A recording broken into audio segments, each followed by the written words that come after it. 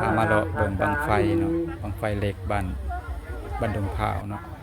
บุญบังไฟบ้านดงพร้าวเนาะเมืองไซบุรีแขวงสวนเขตเรื่องการตกแต่งของเพิ่นเนาะบังไฟนี่ก็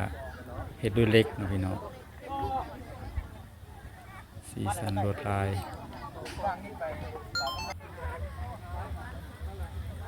กระมวลสื่อเนาะการเล่นเพิ่นเนาะบังไฟส่วนลายมาแข่งก็จะเป็นบังไฟเล็ก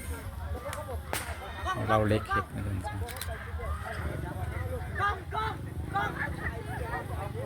นี่ก็เป็นปีที่2เนาะที่แอดมากับบ่พลาดเนาะม่วนเนาะบ้านเพิ่นเนาะการเล่นของเพิ่นเนาะสีสันการแต่งบังไฟเพิ่นก็มีบังเป็นเม็ดก็มีเนาะบังใหญ่ๆก็มีเนาะเดี๋ยวสิพาเลาะไปเบิ่งเนาะบังสีฟ้าตัวนี้เนาะตัวนี้ก็สิประมาณ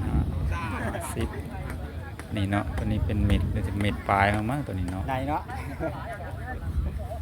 สูงเนาะตัวนี้ยาวบุญประจำปีประเพณีเนาะ